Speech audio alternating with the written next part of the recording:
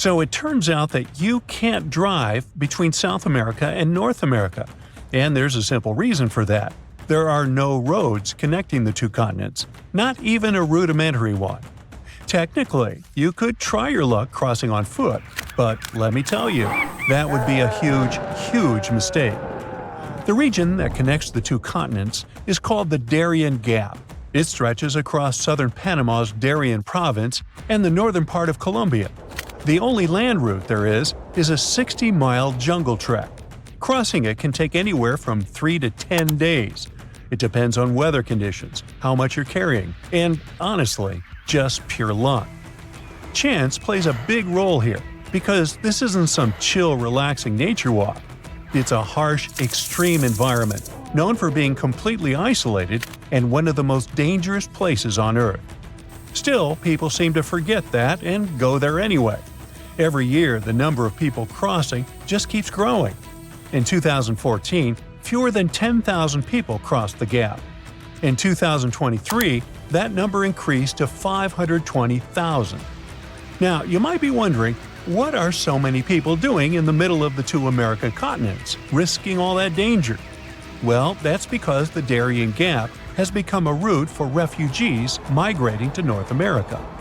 But to get there, they face all kinds of dangers, from insect bites and infections to serious fractures. We're talking about a no-man's land. Since there are no police stations, immigrants must also watch out for thieves. Along the way, they have no choice but to rely on and support each other. Most people start the crossing with at least a tent or tarp, rain boots, water, and some food. But these things get heavy fast, and people normally can't carry enough supplies for the entire journey. At some point, people start drinking river water to avoid dehydration.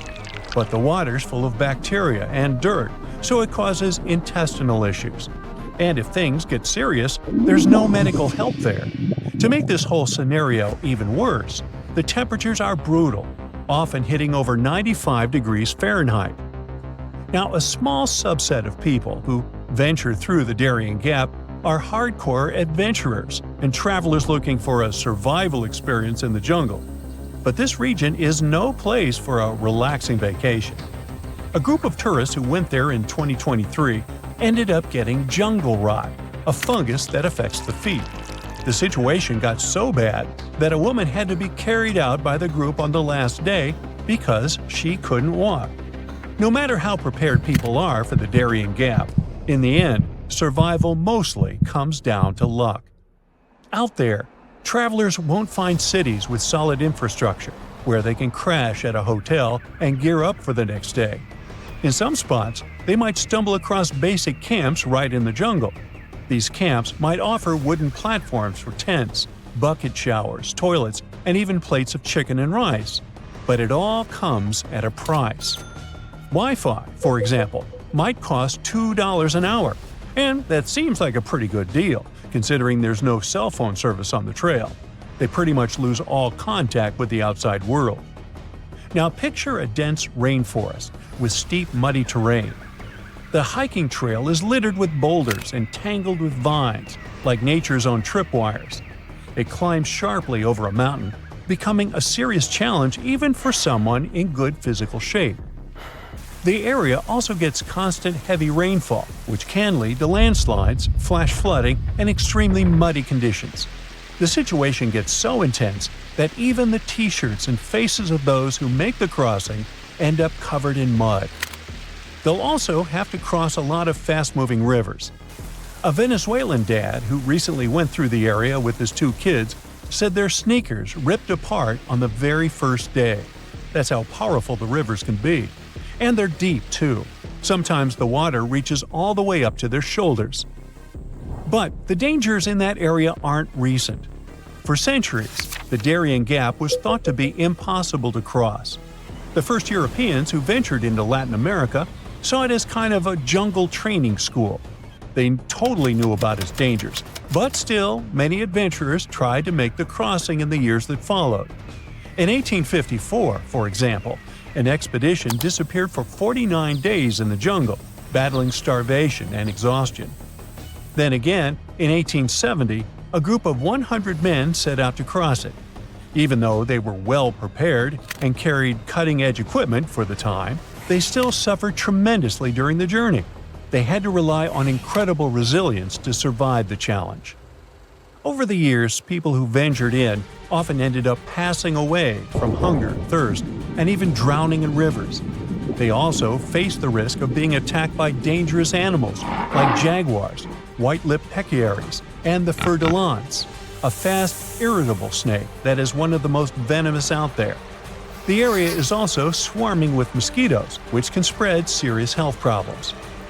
Leaning against trees to rest can also be risky. This jungle is full of spiked chunga palm trees, which are covered in long black spines up to 8 inches long. Unfortunately for us, these spines are covered in all sorts of bacteria.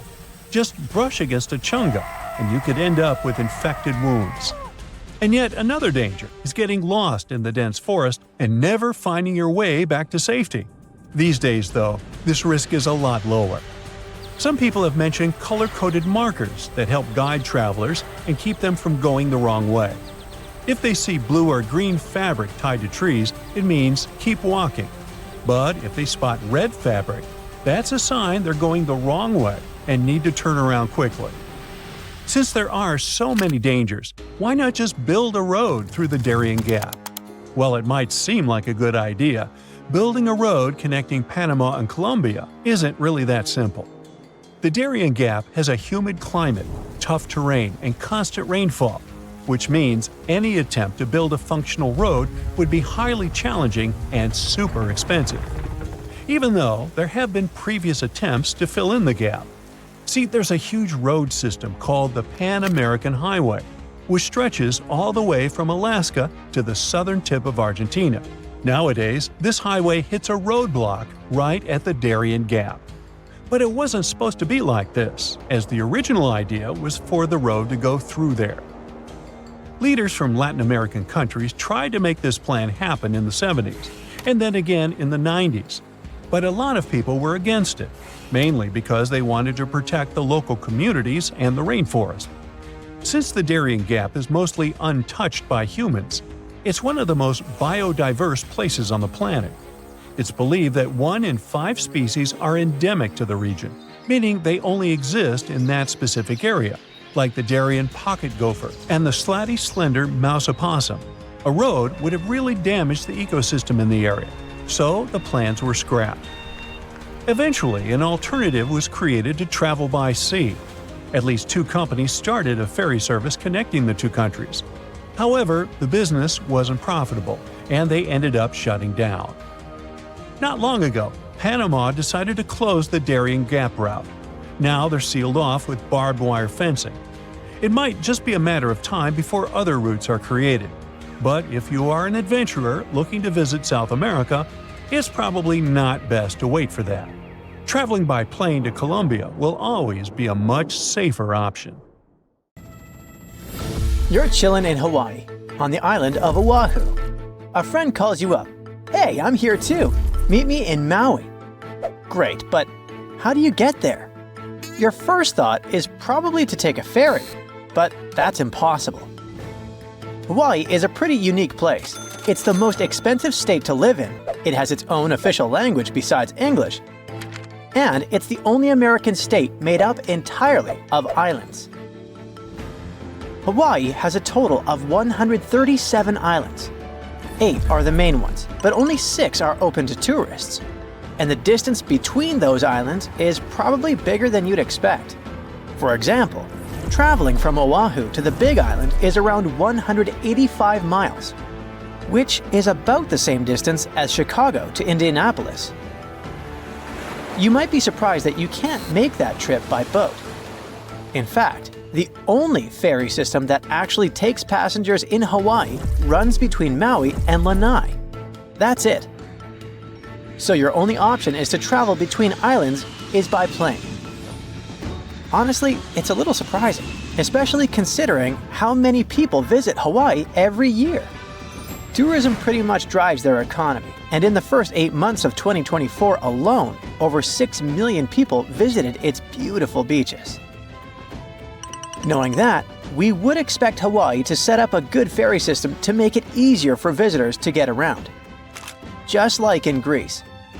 This would probably boost tourism even more, bringing more money to the state.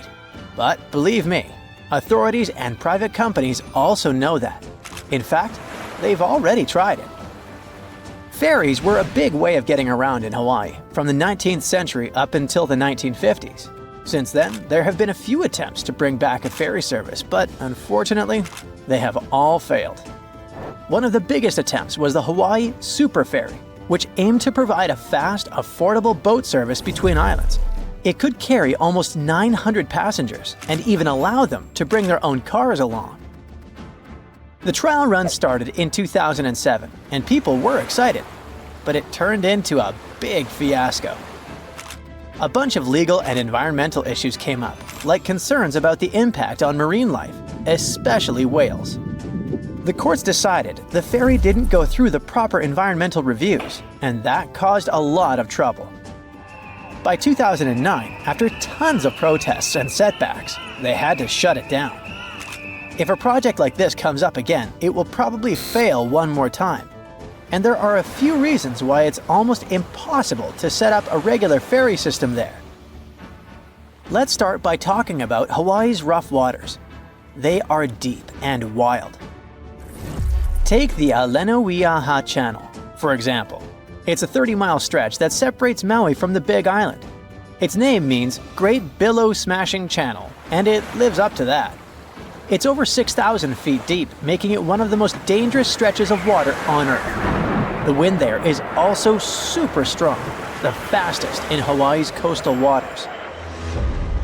But it's not any easier in the rest of the archipelago.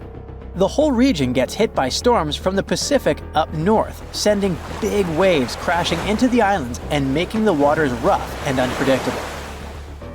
Swells can come from 3, 4, or even more directions, making the sea feel really choppy. Someone who's not used to taking ferry boats would definitely find that, well, uncomfortable, to say the least. To deal with rough seas like this, the ferries have to be really big and strong. But that also makes them more expensive and harder to run than the ones in places like Alaska or Washington State. Another reason it's so tough to set up this system today has to do with marine life. A big ship moving through the shallower waters when docking could really damage the local ecosystem. And there's also the problem that the sea routes are also the migration paths of many sea animals, like humpback whales and spinner dolphins. Not to mention, ferry services can make it easier to spread harmful plants and animals, what experts call invasive species.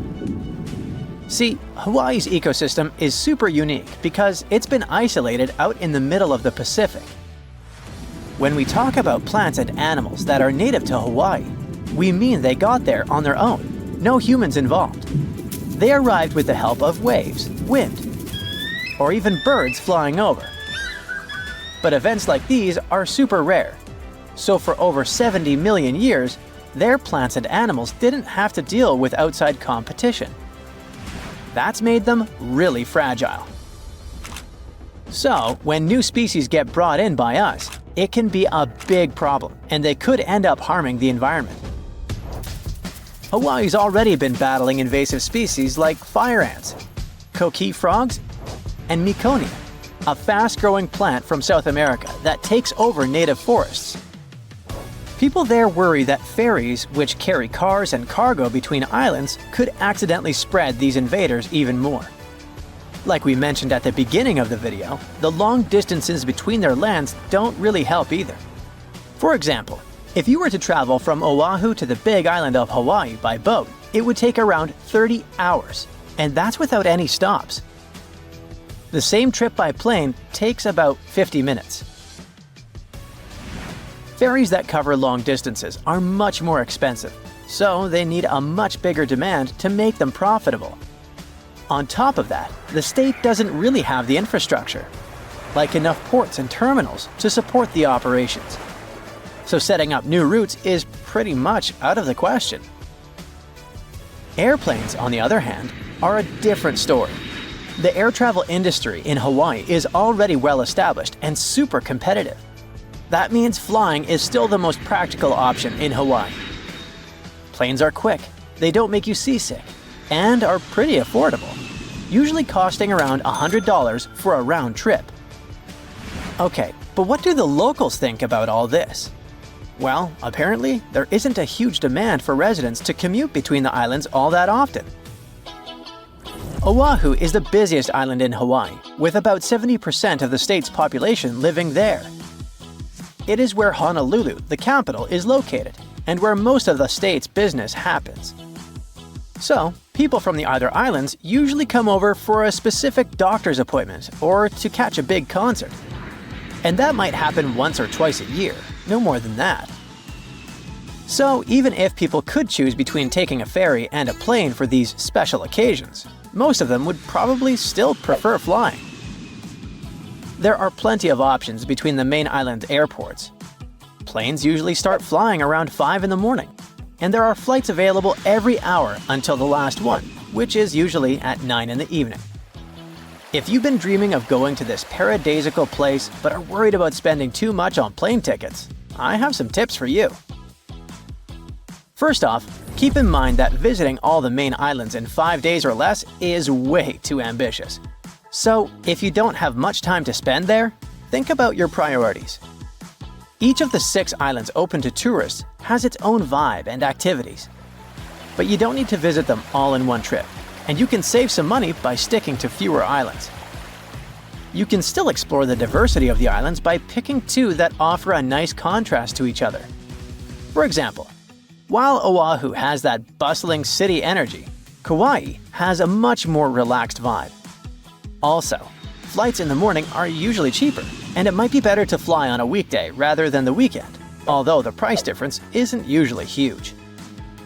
Hopefully these tips will save you some cash while still having an unforgettable island hopping adventure in Hawaii.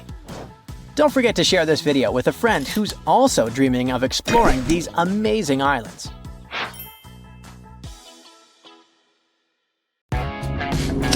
Better buckle up, because you're about to explore some of the world's riskiest and nerve-wracking roads. You better pack some water and snacks, and prepare for exquisite views and extreme weather.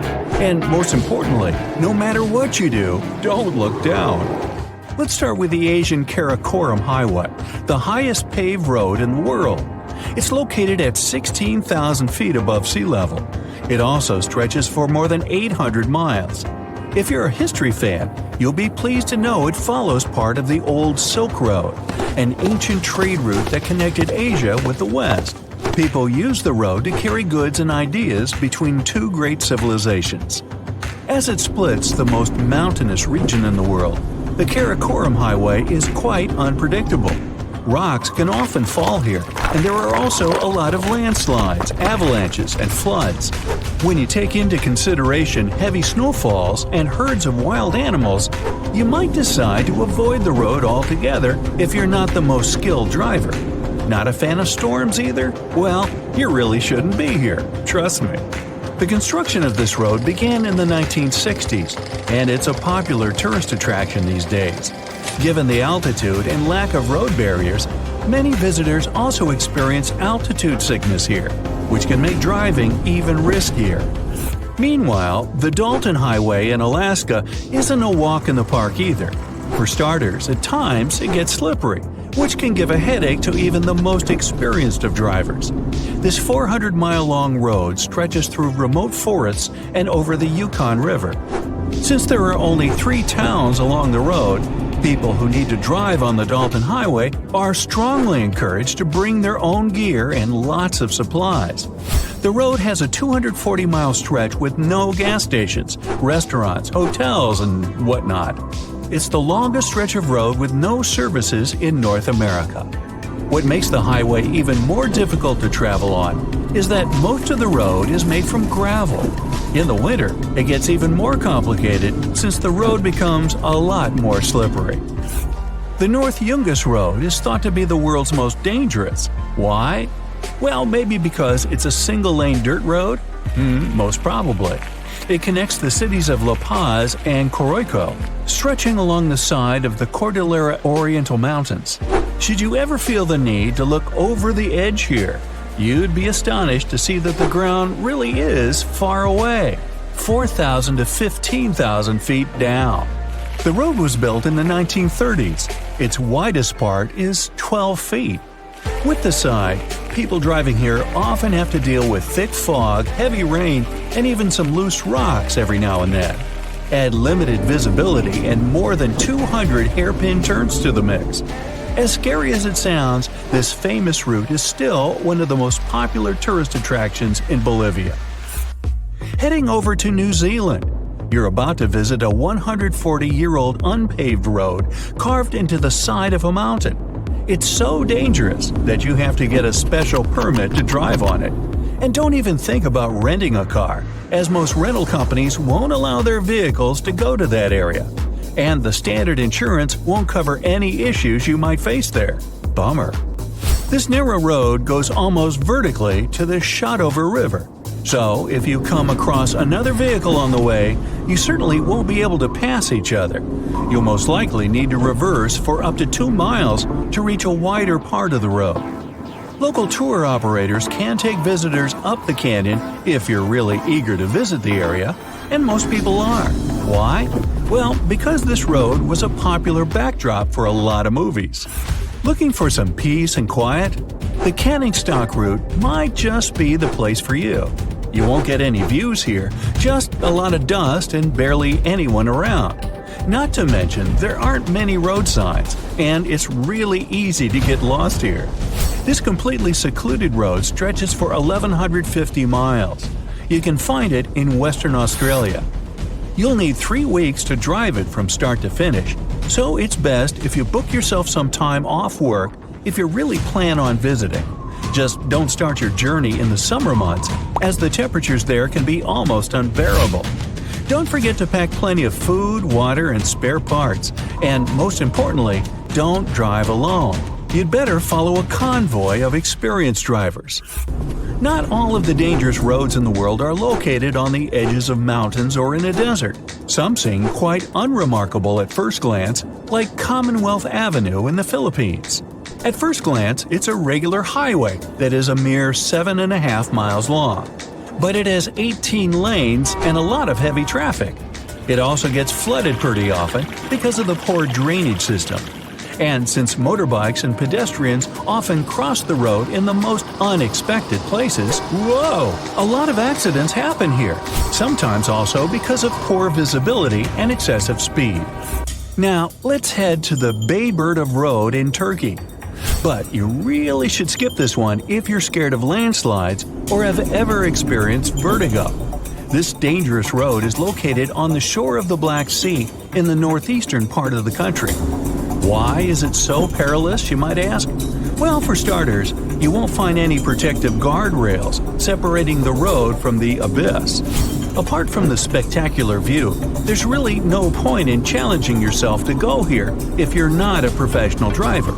The road has a total of 13 hairpin turns at a height of 5,600 to 6,700 feet above sea level, and all that on a stretch of a mere 3 miles. And the incline is also steep, up to 10%. Morocco has a scary road of its own. It's called the Tizian Test Pass. It's a tight, winding road that goes through the Atlas Mountains.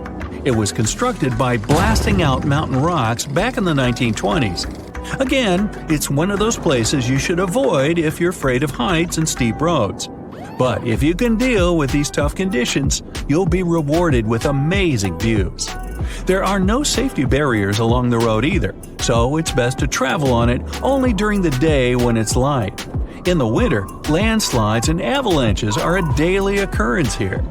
Keep that in mind if your car is not prepared for this kind of weather. The Atlantic Road in Averøy, Norway, can offer you a real 3D experience. It winds through a small group of scenic islands in this northern European country. But as beautiful as it might look, it's one of Norway's most dangerous roads. Why? Well, because at times it makes you feel like you're on a real-life roller coaster.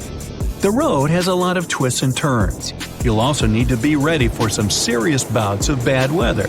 That's probably the reason why visibility is often reduced here. More so, if you have to drive on this road on a stormy day, you'll have to deal with strong winds and huge waves. Moving on, it's often called the best road in the world by fans of driving. But in reality, it isn't for the faint-hearted either. Transfiguration is a road in Romania, and is probably the most famous one in this country. It winds through some of the highest mountains in this Eastern European country, the Făgăraș Mountains. You won't be able to drive on this road from late autumn to late spring, as it's closed to the public because of frequent heavy snowfalls. Even during the summer, this road is closed from 10 p.m. to 6 a.m. for additional safety. Not a fan of bears? Then you probably ought to skip this road, as bears often pop up in this location. These animals aren't dangerous if you don't interact with them, reach out, or offer them any food. Just the bare necessities. I guess it's no surprise that it's not that easy to just hop on a plane and literally fly to the South Pole, aka Antarctica. Sure, there are airports down there, but they're not really set up for commercial flights. So most people go to Punta Arenas International Airport in southern Patagonia, Chile, and then take a boat if they want to see some penguins. But not only is it hard to fly there, it's even harder to fly over there. When you're cruising at 30,000 feet, you probably don't think much about what's happening below. But it's pretty unusual for flights to go directly over the South Pole, and planes flying across Antarctica are quite rare too. Technically, it is possible. I've already mentioned that there are airports there. But even so, the infrastructure down there is still super limited. There simply aren't enough airports or refueling stations to support regular commercial flights, making it tricky to operate in such a remote area. Plus, there are only a handful of specialized cargo and transport flights that go in and out, and they exist to cater to those few folks who actually live in Antarctica. Then there's the weather that drives up the costs.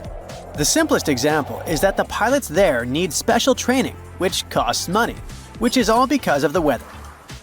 Another hurdle is something called ETOPS. These rules dictate how far twin-engine planes can fly from an airport. Since there are so few airports in Antarctica, it's tough for pilots to stick to these regulations.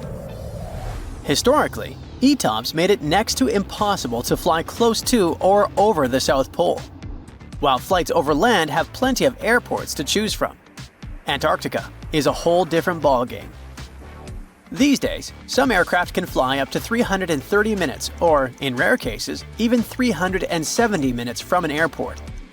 But even with those extended limits, certain parts of the airspace above Antarctica are still off-limits. Still, in the grand scheme of things, that might not be a huge deal. The most curious of you must have Googled that already and found out that there really are Antarctic airways. Please do not judge fast, and don't say I wasn't right saying how hard it was to fly to the South Pole. Let me break it down for you. Antarctic Airways advertise as the world's most exclusive transcontinental flight, but don't think you can just waltz in and book a ticket anytime. For starters, Antarctic Airways mostly operates flights to King George Island from December to March, so it's not all year round. But there are many more reasons why these flights are unique.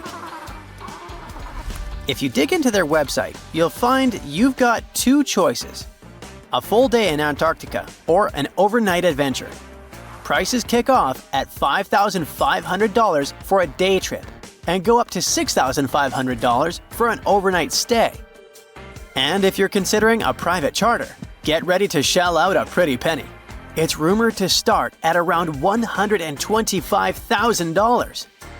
Sure, that's a steep price compared to your average cruise ship crossing the Drake Passage, but here's the thing. It's about 20 times faster. A cruise ship takes 2 days from Chile, while Antarctic Airways gets you there in just 2 hours.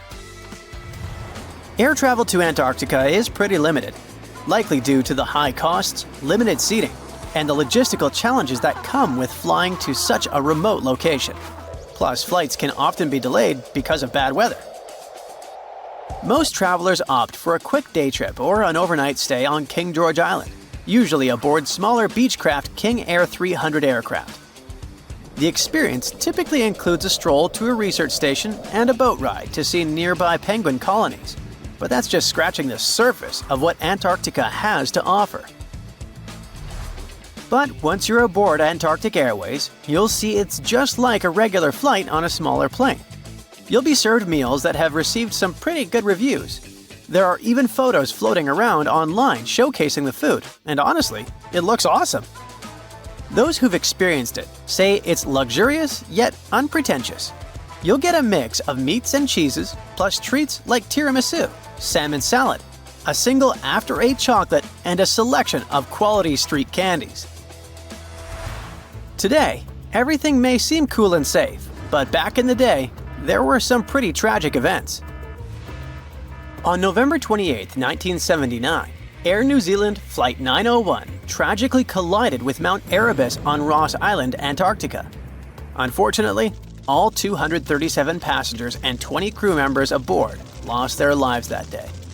Since 1977, Air New Zealand had been running regular sightseeing flights over Antarctica. This particular flight took off from Auckland Airport in the morning, with plans to spend several hours exploring the stunning Antarctic landscape before heading back to Auckland via Christchurch that evening. Initially, the inquiry into the incident pointed the finger at pilot error. However, growing public concern led to the establishment of a Royal Commission of Inquiry for a deeper investigation. The commission found that the crash had been primarily due to a change in the flight path coordinates made the night before, which the flight crew hadn't been informed about. As a result, instead of being guided by the computer down McMurdo Sound, as they were led to believe, the aircraft was mistakenly redirected toward Mount Erebus.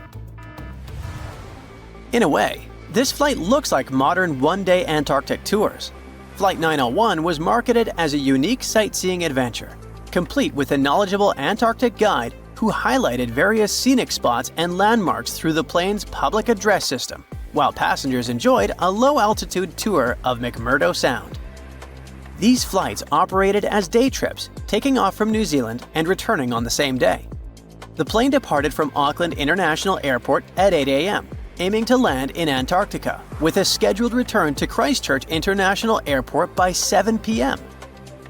The total journey covered about 5,360 miles, including a 45-minute stop in Christchurch for refueling and crew changes before completing the final 464 miles back to Auckland, arriving at 9 p.m. Back in November 1979, tickets for these flights were priced at $359 per person, which is over $2,150 in today's money. Anyway, this tragedy isn't the reason why planes don't fly over the South Pole. The real culprits are weather, ETOPS regulations, and of course, penguins. Yep, those cool, friendly little creatures. Friendly, at least according to researchers. With no natural predators on land, all of them are in the water. They're not really afraid of people and actually seem to enjoy our company. The South Pole is completely uninhabited and packed with penguins, making it pretty tricky to build anything down there. By the way, the North Pole actually allows planes to fly over it. Not too long ago, there were direct flights from Copenhagen to both LA and Tokyo, operated by SAS, and they cruised right over the North Pole. Other airlines joined in too. For example, Emirates ran a flight from Dubai to LA that took the same route. The difference in air traffic between the two poles mainly comes down to where people live and how much land there is. Roughly 88 to 90% of the world's population hangs out in the Northern Hemisphere, while only about 10 to 12% call the Southern Hemisphere home. Most folks in the South are clustered around the equator in places like Indonesia, Central Africa, and Brazil. When it comes to flights heading to the South Pole, options are pretty limited. You mainly have routes connecting New Zealand and Australia, parts of southern South America, and a few spots in southern Africa, especially South Africa. There aren't really any direct flights over the South Pole, though some flights can get close to Antarctica. One possible route could connect Auckland, New Zealand to Cape Town, South Africa, but there aren't any scheduled flights for that right now.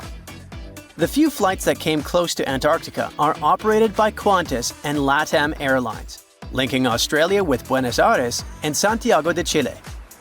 In 2021, Qantas took a long detour over parts of Antarctica on a flight from Buenos Aires to Darwin, and in July 2023, they adjusted a route closer to the continent to dodge some fierce headwinds on a trip from Santiago to Sydney. Nature can ruin your life with a tsunami, hurricane, tornado, rainstorm, and many other destructive events. But did you know that it also has other, weirder ways to destroy? Let's take a look at the most unusual natural phenomena. How about the orange rain? It's not that orange drops are falling on you. No, the whole sky and the atmosphere are turning dark orange. Orange clouds are pouring dirty orange drops on you. Don't worry, they're not poisonous, but watch your eyes. Don't let the drops get in because they contain sand particles. If you want to see this unusual phenomenon, go to the Canary Islands. Every year, the sky turns orange there and pours orange-red drops of water mixed with sand onto the ground. This phenomenon happens because of the Sahara. In the desert, strong winds blow millions of tons of dust and sand into the air. All this mess penetrates the atmosphere and turns the sky orange. Then, the particles from the Sahara fly toward the Canary Islands and fall on people in the form of heavy rain. Residents of this region experience breathing problems and poor vision in the orange conditions. Airports stop working. All flights are canceled. Under favorable conditions, a storm that carries sand particles can reach both the Mediterranean and northern Europe. Therefore, if you suddenly see red rain, don't be scared. This is not the apocalypse. Warning, this kind of rain causes anxiety. During this phenomenon, you won't see drops of water. There will be spiders falling from the sky. People have faced spider rains in Australia, the United States, and the United Kingdom. These creatures are called money spiders, or sheet web weavers. During strong winds, they climb as high as possible to the tops of plants, bushes, and fences. Then, they release a parachute-shaped web, and the wind blows them into the sky. They fly high into the air, meeting birds, cold winds, and harsh weather. Not everyone can survive this journey. Then, when the weather calms down, this tiny party lands on the ground. No one knows why spiders behave this way.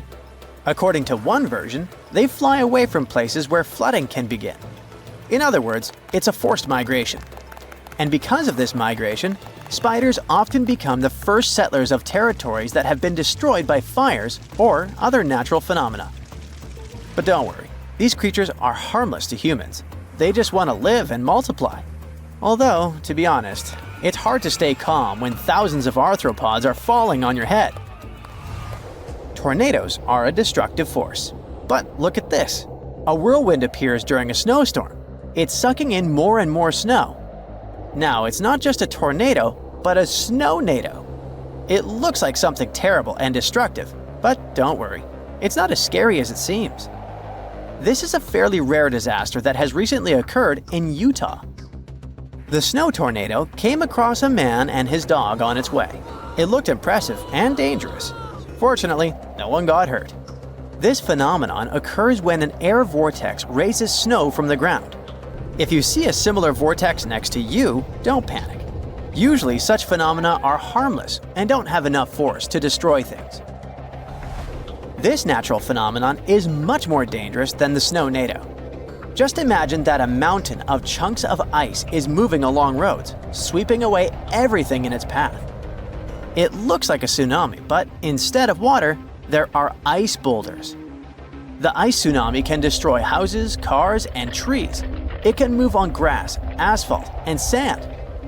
It can jump out of the water like a crazy salmon. Fortunately, the ice tsunami is not a frequent phenomenon. It occurs when three conditions are met: a flat coast, loose ice, and strong wind.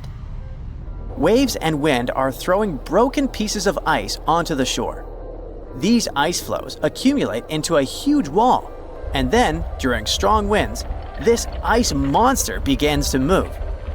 Therefore, if you see a large pile of ice near the water, move away from this place as far as possible. And we're back to the tornado again. You already know about snow tornadoes. You've probably seen the footage of tornadoes in a desert when the wind blows sand into the air in documentaries. Tornadoes pass over the ocean's surface and can create a funnel inside the water. But there's a phenomenon that's even cooler and more impressive. It's a fire tornado. Surely not many of you have heard about this thing. It's a very dangerous phenomenon, but people have ventured close to the fiery tornado to study it. But firefighters, by the way, often encounter this devastating phenomenon. A fire tornado forms during forest fires, and sometimes it can appear inside a burning building. If you see a big flame and feel a strong wind, be careful. A fiery funnel may form. But how does this happen? Let's first look at the origin of an ordinary tornado. So, we're somewhere in a dry place in the middle of a hot day. The sun heats the air that is close to the ground. Its lower layers absorb more energy than the upper ones. An increase in temperature makes this air less dense and more buoyant. Then it lifts into the sky in the form of long columns. This rise has a spiral movement. The water in your bathtub moves similarly when it flows through the drain hole. So many of these air vortices are quite weak, and you can't see them. But some of them encounter strong air currents. This accelerates their movement, adds energy, and increases the area. More and more air gets into this vortex, making it stronger. When dust and sand get into these whirlwinds, you see a tornado. The fire tornado follows the same pattern, with only one difference. The air below is heated, not by the sun, but by fire. Fire heats the air, it rises, rotates, and pulls the fire inside. Some of the vortices can reach up to 400 feet high and 50 feet wide. It's like a thin, leaning tower of Pisa made of fire, only twice as tall. This is a truly devastating and terrifying phenomenon. The ground is shaking. Flocks of birds are flying away. You can hear a loud, low rumble. The volcano spits out a giant ash cloud. Lava is flowing from the mouth of the fiery mountain. Rivers of fire are running down and dashing towards you. You have nowhere to escape. The fire is getting closer and closer and… Wait a minute. This lava isn't hot. It's cold. How is that possible? You can observe cold lava flows near many volcanoes. In Indonesia, for example, this phenomenon has recently destroyed entire villages. Yes, it's not hot, but it's still dangerous. Cold lava streams occur when hot lava mixes with ash, sand, and pebbles during wet weather. In a sense, the volcano spews out streams of heavy mud. It covers roads, houses, cars, and trees. Cold lava flows are a destructive phenomenon, so stay away from them.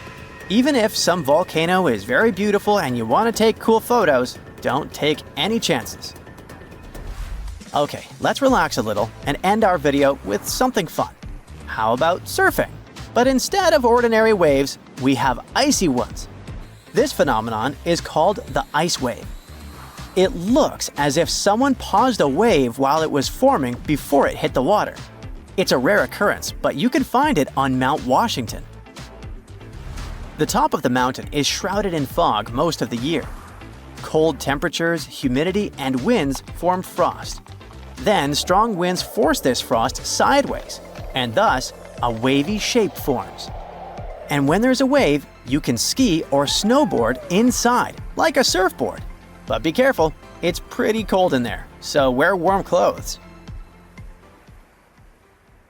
The world's largest fence spans over 3,100 miles from Queensland to South Australia.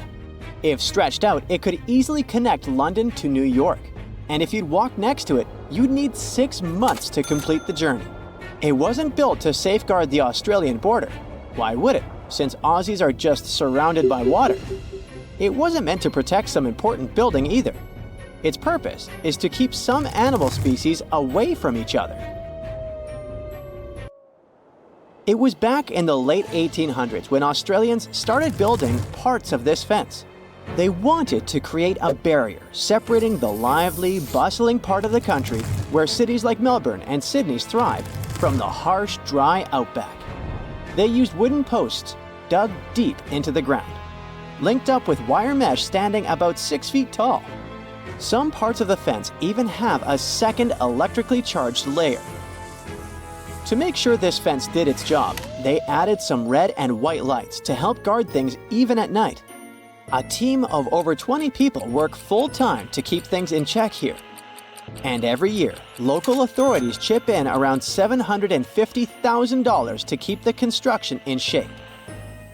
Why all this trouble? The main reason was dingoes.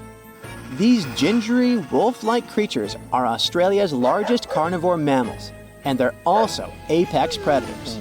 They were causing a lot of trouble to local farmers, especially in southern Queensland, where they often go after sheep. For the most part, the fence has been doing its job okay, but it's not foolproof. Some dingoes still manage to sneak through. Other times, wild camels end up crashing into it. That's because Australia has quite a massive camel population roaming around. But this man-made solution did more than locals expected. They thought there would just be fewer dingoes within the fence, but fewer dingoes mean more kangaroos. And more kangaroos mean more competition with the sheep for food. It's not just the bigger species feeling the squeeze. The smaller animals and the greenery also went through changes. With all this competition in a smaller space, locals noticed less diversity in the plant life and small animals. The soil became less nutritious over time, affecting plant growth. Plus, the fence acts as a roadblock for animal migration and seed dispersal. Even the sand dunes are feeling the effects, with less grass cover to hold things together. When scientists looked at kangaroos on both sides of the fence, they noticed that the young pups inside were lighter and tinier on average. The outsiders had bigger feet and heads for their age, and it wasn't because they were eating a different diet. The kangaroos that were stuck sharing the land with dingoes had to bulk up faster to survive. On the flip side, those inside the fence took it slower because they weren't under the same type of pressure. These had to compete with a lot of other creatures for food, so a bigger size wasn't a priority anymore. Researchers are still not sure if this difference is a quick fix or a long-term gene adaptation. What about domesticating dingoes? Wouldn't that help?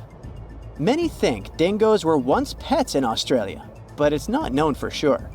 These days, they're pretty wild, just like wolves, hyenas, or coyotes. Most of them don't need packs to survive and are solitary hunters with sharp instincts built in. So taming them isn't going to be easy. Still, taking down the construction is not an option for now. Australians are so strict when it comes to making sure dingoes are kept away that they even put laws in place for people who mess up with the fence. Leaving a crossing gate open can put people behind bars for up to 3 months. Damaging the fence can cost people 6 months' worth of their freedom. It wasn't the first time Australians thought a fence could help with animal issues. Before they needed it for dingoes, they experienced a serious bunny invasion. Cute as they are, rabbits were damaging the land used for farming, so locals thought of a 3-part fence. The first one stretched all the way from Ravensthorpe in the south to Pardue Station on the Pilbara coast. It was over 1,100 miles long, making it the longest unbroken fence globally at the time. All these bunny problems could have been traced back to a man named Thomas Austin. Back in 1859, when he first came to the land down under, he thought it would be a good idea to release a few rabbits into the wild, thinking it would add a bit of charm to the place. But since rabbits aren't native to Australia, they didn't have any natural predators at the time. They're also pretty adaptive creatures, needing just some grass for feeding. They reproduce at astonishing speeds too. A mama rabbit can have 4 litters a year, with as many as 5 bunnies each. Pretty soon, their numbers boomed. By the late 1880s, the bunnies had caused so much damage that local authorities came up with a proposal.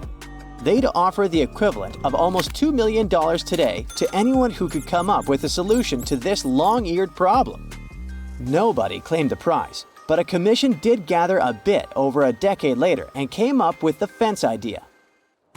Maintaining those fences was complicated.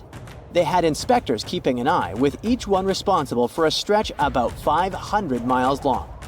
There were also these boundary riders patrolling smaller sections, using bikes at first, then switching to camels or using camels to haul buggies.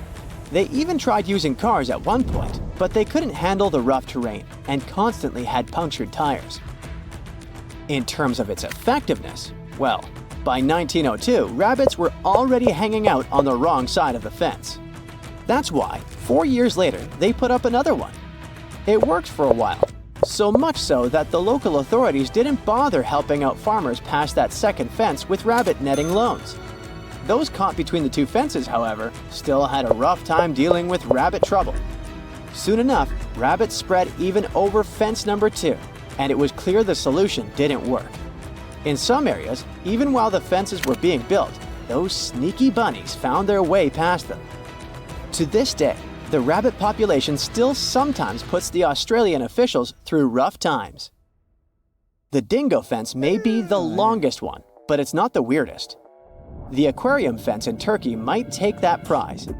This 164-foot aquarium fence was built to make sure the expensive villa's ocean view would be visible from every one of its levels. These days, it gathers a lot of tourists from all over the world, eager to see the variety of fish it contains, and even the octopuses. Putting up a see-through structure wasn't hard. The real challenge was connecting the aqua fence to the Aegean Sea through a buried pipeline stretching across 13,000 feet of land. This ensures water constantly flows, keeping the aquarium clean and the fish happy. To make sure no one damages the delicate fence or steals any of the fish or two, the owner also invested in security.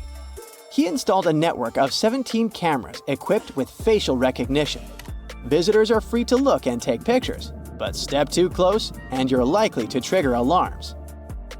Another one of those weird fences is New Zealand's bra fence. If you ever find yourself through central Otago, you might stumble upon a fence adorned with bras of all kinds of shapes, sizes, and patterns. Its story takes us back to 1999, when people in the area found 4 bras mysteriously hanging on the fence near Cardrona Valley Road. Some were a bit surprised, but then others started adding their bras to the decor. Some more bras appeared and it became a must-see spot for tourists. Its popularity was so high that at times it caused traffic problems in the area. It looks idyllic, a vast green field with granite cliffs in the background and a river flowing through the landscape. You can see birds flying and people having a picnic. But then, a scream cuts through the laughter. No, you're not watching some horror movie. This is what happened to a visitor who found a severed hand in Yosemite National Park. Running into crime scenes in national parks is unfortunately more common than you think. Yosemite, for example, holds a record of police investigations, making it the second most dangerous park in the U.S. Not only that, but this is also a pretty huge place, bigger than some countries like Samoa or Luxembourg. You can see why this is an ideal place for you to become a missing person photo on a milk carton. Out of everyone who went missing in Yosemite, Patricia Marie Hicks' case is, I think, the most disturbing one. Remember the hand I mentioned? Well, it was found in 1983 on Summit Meadow by a visitor. The police tried to find more clues about this crime evidence, but the case eventually went cold. In 1988, a skull was discovered, but again, the case got stuck. It was only in 2021, with the help of a genetic genealogy test, that the police finally confirmed this was indeed the remains of Patricia, a woman who had been missing since 1982. However, not every missing person leaves a trace. This is the case of Sandra Jensen Hughes, last seen in July 2020. Sandra was camping alone in the nearby Sierra National Forest when she crashed her vehicle. Passers-by offered help, but for some uncanny reason, she refused it. This was the last time anyone ever saw her. All her stuff was still at her campsite, except for her sleeping bag, found 2.5 miles north of where she crashed her car. Sandra is not the only person still being searched by the police. In fact, there are more than 30 cold cases of missing people in Yosemite alone, including a guy who separated from his group in 2011 at the top of Upper Yosemite Falls, a man who has been missing since 1972, and even a guy who vanished 116 years ago.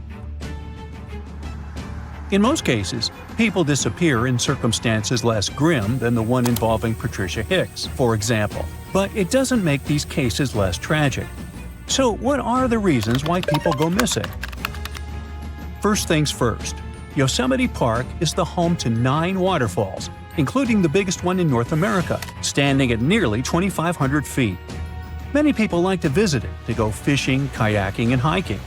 However, the water stream velocity increases near waterfalls, and falling from a waterfall is not a Woody Woodpecker experience. You'll find yourself stuck in a powerful whirlpool or have an unpleasant meeting with rocks, most possibly a smashing one.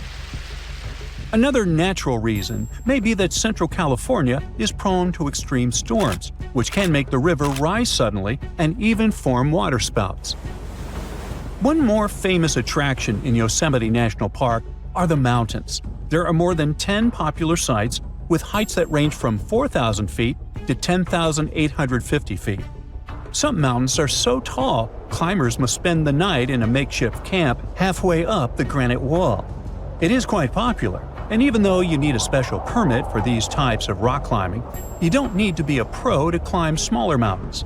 This explains why so many people get hurt falling from tall places. Besides, rock climbing causes permanent damage to the mountains, and the valley is prone to rock falls. Now, if you're like me and are terrified of climbing, the second best option is hiking, which just so happens to be the #1 reason people fall in the first place. The hikes in Yosemite are some of the hardest hikes in California, and you can bet even an experienced hiker can make a mistake and get lost. In 2024, for example, the body of a former park ranger and pro hiker, Kirk S. Thomas Olson, was found after he tried to venture along an especially complicated trail. 20-year-old Grace Roloff also lost her life in 2024 after slipping and falling while descending Half Dome's climbing cables during a sudden thunderstorm. And finally, animals. About 300 distinct species live in Yosemite, and guess what? Wild animals are not your pets. If you're unlucky, you might wander into a mountain lion den, which is already bad enough, given that these animals are the type that silently stalk their prey. Not a fun way to go. But the ones you really should be afraid of are black bears. They usually only eat tall grass and berries, but they will break into your car, tent, or lodge if they smell food. And unlike mountain lions, black bears are not afraid of humans. Now, the National Park Service makes it clear that rescue is not a certainty and that you must be prepared to get yourself out of whatever trouble you got yourself into. But how do I do that, you might ask? Well, here are some pro tips to avoid getting caught in a tight spot. First, try not to do solo trips. If you really want to have a me time, then let others know about your plans, like all of them. Most of those people went missing because their families didn't know about their plans. Secondly, always pack an emergency supply bag with stuff like a flashlight, compass, knife, multi-tool, paracord, and a thermal blanket. Remember, you are not Bear Grylls, and real life is not a fun episode of Naked and Afraid. Although, if not careful, you might just end up like that. Heat is also a big problem in Yosemite, so stay hydrated and go for a hike during cooler parts of the day. Seriously, drink water. The lack of water and food can lead to disorientation, a fatal symptom if you are literally in the middle of nowhere. But I'm visiting Yosemite during the winter. Well, one more reason to keep your water and food levels up, because you burn more calories when hiking in the snow. Survival expert Jesse Krebs also recommends always bringing a whistle with you if you need to call for help, especially if you haven't planned your trip well, which is a huge mistake. Wilderness is not a place for much improv, I'm afraid. Now, when it comes to hikes, some are so steep they require a cable route to help hikers. If the cables are down for some reason, avoid these areas. And do not rely on the internet or phone services to communicate with others if you find yourself in danger, because the connection in parks is usually not particularly good. Oh, and don't feed or engage with wildlife. I know bears are friendly shaped, but unfortunately, they are not your friends. Learn how to safely store your food so wild animals don't bother your camp, and do not feed them. Fail to comply, and the park might give you a $5,000 fine. Also, be careful of where and how you drive. Car crashes are the second most common reason why people need medical assistance in national parks. So use tire chains during icy periods, wear your seatbelts, and don't go driving around like you're Dominic Toretto. And just in case I didn't stress this enough, watch out for the weather. Not just because water streams are dangerous, but also because lightning is a common occurrence in Yosemite. A lightning bolt may not strike you, but it may strike a tree, causing a fire or making it fall. A thunderstorm may trigger rock slides or make a climb slippery, like it happened to Grace Roloff. And finally, be careful with strangers, okay? Remember, stranger equals danger, etc. Well, that surely was fun, light, and not terrifying at all, right? Well, hopefully now you'll be wary of strangers, nature, and everything in between. Stay safe, be smart about it, and enjoy the park.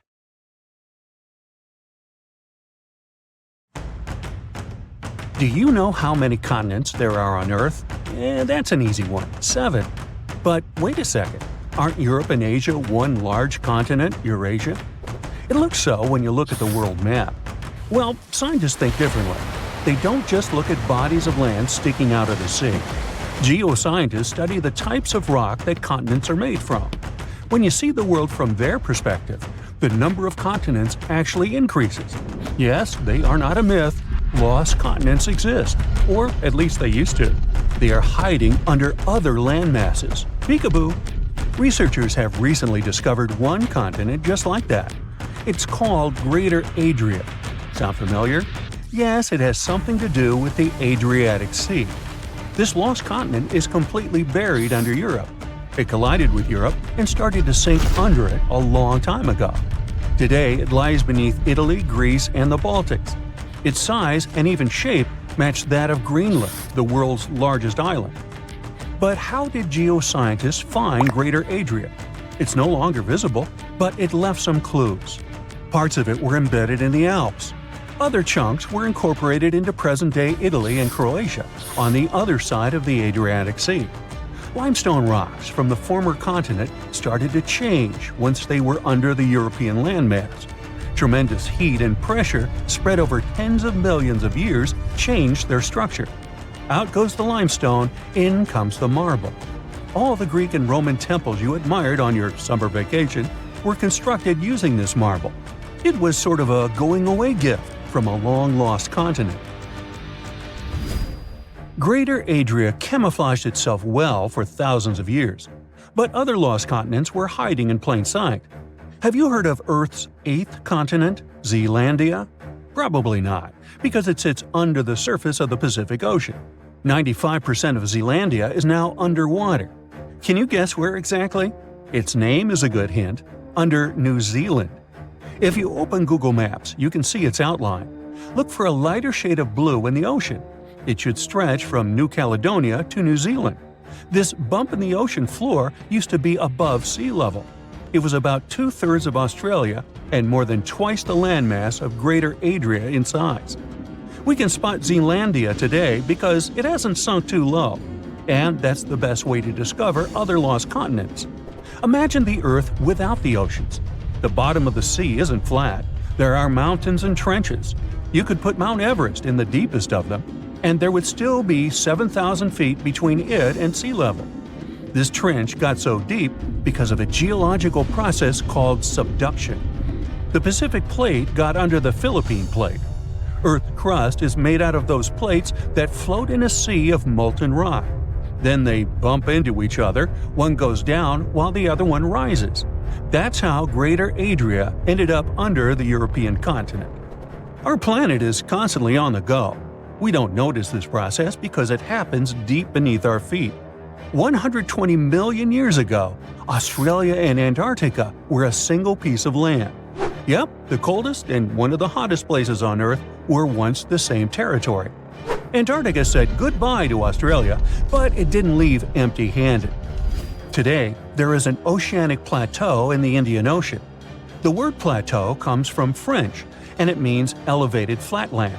And the name of this land sounds like the title of a Hollywood movie, Broken Ridge. Long ago, it was connected to another lost continent. Scientists believe that it made a land bridge between India and Antarctica. What was this land like? The answer possibly lies in a tiny archipelago in the southern Indian Ocean. These islands are all that is left of an ancient landmass. They have a cold climate. The islands feature glaciers because they're so close to Antarctica. But in the past, the climate must have been temperate with plenty of rainfall. The animals and plants would have been similar to those that we find in tropical regions today. The lost continent's landscape probably resembled that of New Zealand. Now, while we're in the area, can you guess which continent the island state of Madagascar once belonged to? If you guessed Africa, sorry, you were wrong. Hey, don't feel bad. Look up and to the right of the map. The correct answer is India. Some 120 million years ago, I wasn't around then, India separated from the African continent and went northeast. Madagascar wasn't quick enough and ended up as an island off the southeast coast of Africa.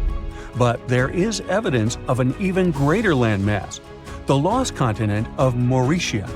Scientists found traces of the ancient landmass under the island of Mauritius. Today, it's a tourist hotspot, but millions of years ago, it was a real hotspot, volcanoes and all. That's how scientists were able to retrace the steps of Mauritius. They found a mineral that exists in rocks, which lava spews out after an eruption. The long-lost land once covered the area from Mauritius to the west coast of India. Imagine if that land existed today. It would form a great mix of Indian and African cultures. The local dishes would definitely be spicy. Now, speaking of spicy, have you had Indonesian food recently? Just 50,000 years ago, Southeast Asia looked much different. There was no Sumatra, Borneo, Java, or even Australia. Just Sunda and Saul, two continental masses that were divided by a deep water trench. You had the extension of mainland Southeast Asia on one side and the Greater Australia on the other. Back then, Bali stood at the southernmost tip of Asia. Biologists were among the first scientists to notice the split. Species developed differently on Sunda and Sahul. That's why Australia has unique animals, such as the kangaroo, wombat, and platypus. And did you know that a giant kangaroo once roamed the island of New Guinea? That's because up until the end of the last age, there was a land bridge to Australia. Today, the two islands are separated by the Torres Strait, but it's quite shallow, less than 65 feet. It's a reminder that this was once a single landmass called Saul. Another ocean strait that isn't too deep separates Asia from North America. The Bering Strait sits today in the place of Beringia. This ancient landmass wasn't that big. It stretched 1,000 miles from north to south. That's just a third of the driving distance from Los Angeles to New York. Beringia was important for another reason. During the Ice Ages, it connected the whole world. Water levels were 300 feet lower than they are today. If they went even lower, you could walk from the Cape of Good Hope in Africa all the way to Cape Horn in South America. Talk about the ultimate backpacking route. Today, you can hop on an airplane and fly to pretty much any place on the globe. The world has never seemed smaller, has it? Well, it has. Some 300 to 200 million years ago, we were all one world, literally. Pangaea was a supercontinent that included all of the continents. Its name is in Greek, and it simply means all Earth. But Pangaea started to crack up.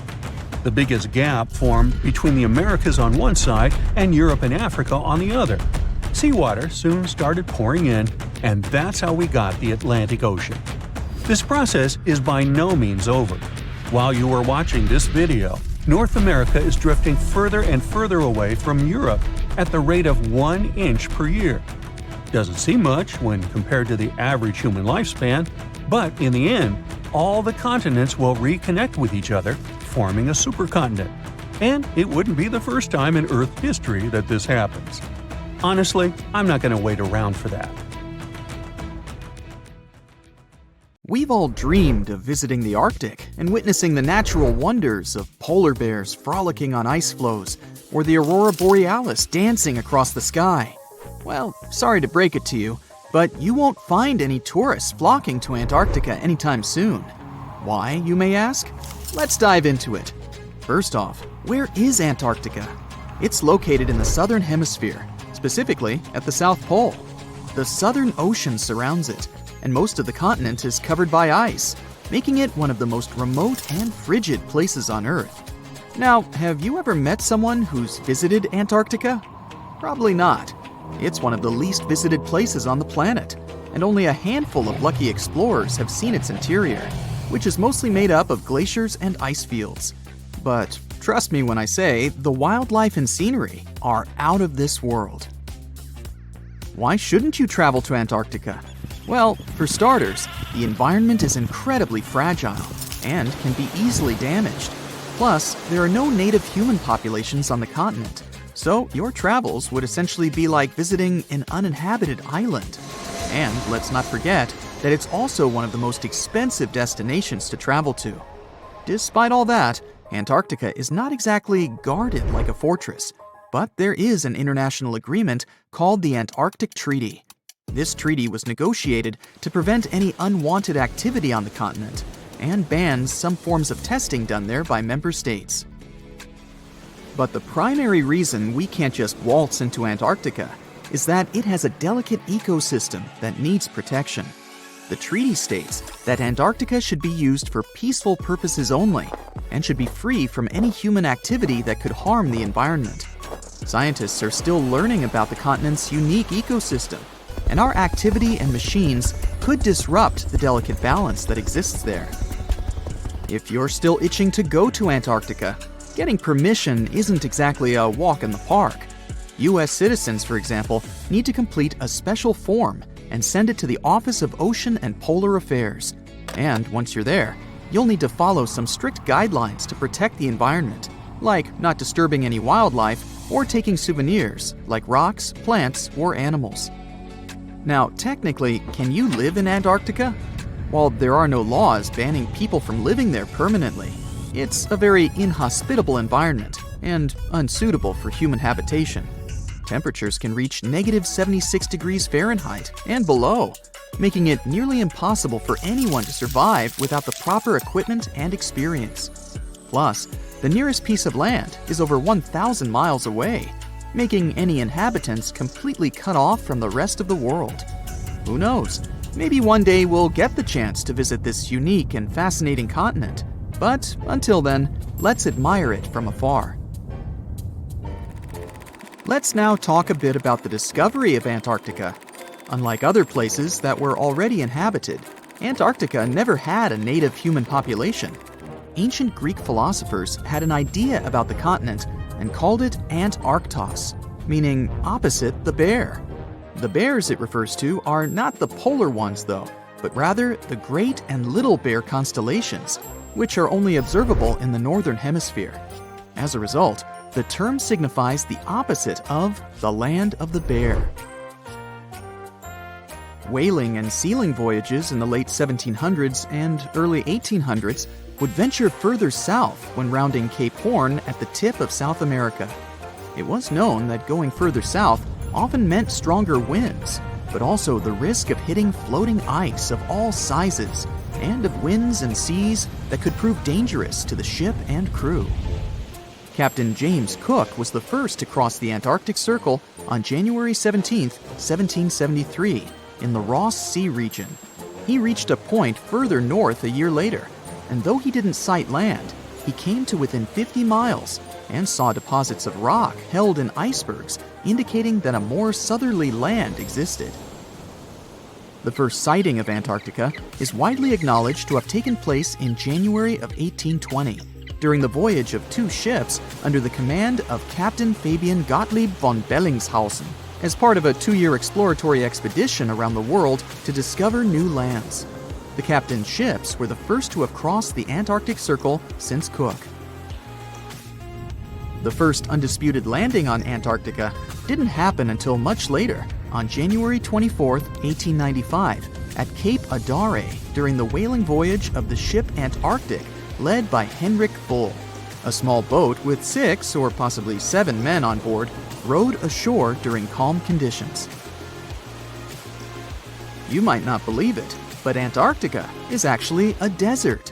With all that ice, you'd think it'd be like a winter wonderland with snowball fights and hot cocoa all day long. When we think of deserts, we picture camels and cacti and people struggling to find water. But in Antarctica, it's a whole different story. The struggle isn't to find water, it's to find anything that's not covered in ice. And the average rainfall has been just over 0.4 inches in the past 30 years.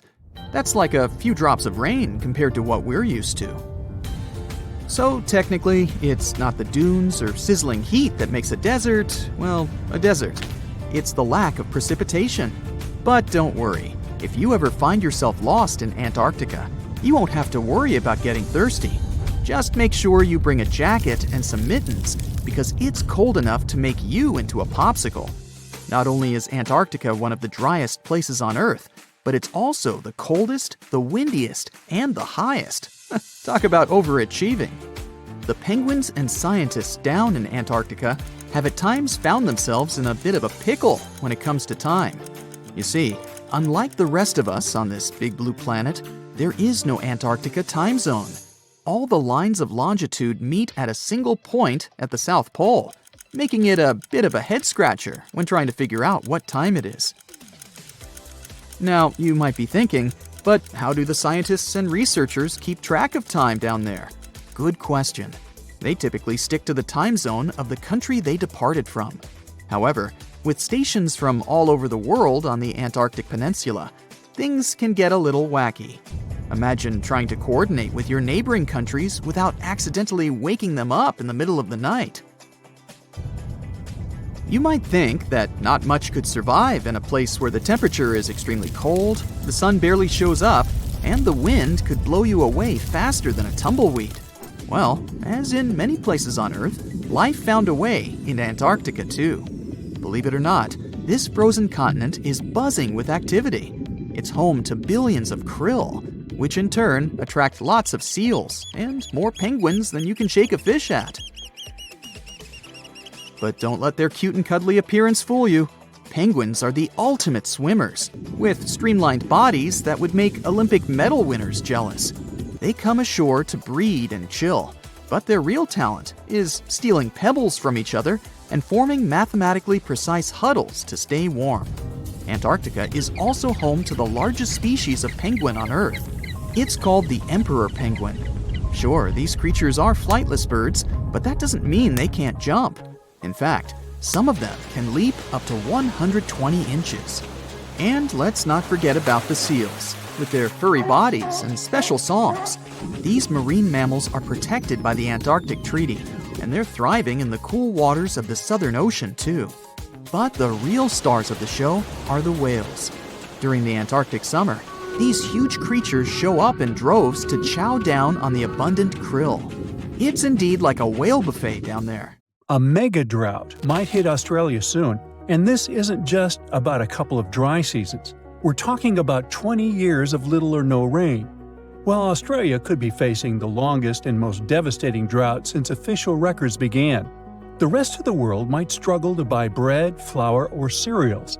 Energy prices are likely to spike globally, and neighboring countries like New Zealand, Indonesia, and Malaysia must be prepared to receive Australians directly affected by the lack of water. To truly understand how severe this situation could become, we should first examine past disasters. First off, Australia is no stranger to droughts, and this phenomenon can happen across their entire territory. From 2017 to 2019, the southeast part of the country went through what they call the tinderbox drought. This was a severe bone-dry event where the cooler months saw only about half the usual rainfall. Parts of Australia became so dry that wildfires were a constant threat. Crops failed, and water was scarce. This drought was also thought to have contributed to the Black Summer fire disaster. By the end of 2019, bushfires were raging across the country on a scale never seen before, with people describing them as rivers of lava flowing down from treetops. The losses were staggering. The tourist industry alone took a hit of $2.8 billion, and over 7,000 jobs disappeared as a result of this difficult period. The tinderbox drought was a big reminder of what Australia might face in the future. That's why it's so important to understand what happened in the past to get a full picture of a possible 20-year mega-drought. But there is one problem. Even though droughts are relatively common in Australia, the rainfall data available until today isn't enough for researchers to predict the future, and our records only go back to around 1900. So experts decided to study tree rings to uncover missing environmental data. If you look at a tree stump, you'll notice concentric rings on its surface. As trees grow, they form new rings, and the thickness of these rings depends on how much water they get. During a mega-drought, the rings appear thinner because the trees don't have much water. Unfortunately, these natural records usually only go back a few hundred years, and it only tells us about specific local conditions, not the situation across all of Australia. So, experts turn to computer models to simulate how Earth's climate changed from the year 850 to 2000. This approach helped them to paint a picture of when megadroughts might have occurred in Australia and how to predict what might happen in the future. But what they were really interested in was whether the human factor might be making this scenario worse over the years and if we are somehow intensifying these dry periods. So, are we to blame for these megadroughts? The short answer is, we're not sure yet. On one hand, dry periods in Australia do seem to last longer than they did before factories and machines became common. On the other hand, they don't seem to be getting more intense or happening more often than before industrial times. This means a drought lasting 20 years might not be directly linked to human activities. Actually, this kind of phenomenon is just a normal part of how rainfall changes in Australia over time. This is backed up by evidence from ice cores, which suggests that a 39-year drought hit eastern Australia around 800 years ago. What makes it all so fascinating is that there isn't just one cause for this phenomenon. I mean, there is no single mechanism that explains all cases of megadroughts. It happens because the right combination of ocean and atmospheric conditions come together, and you end up with a drought.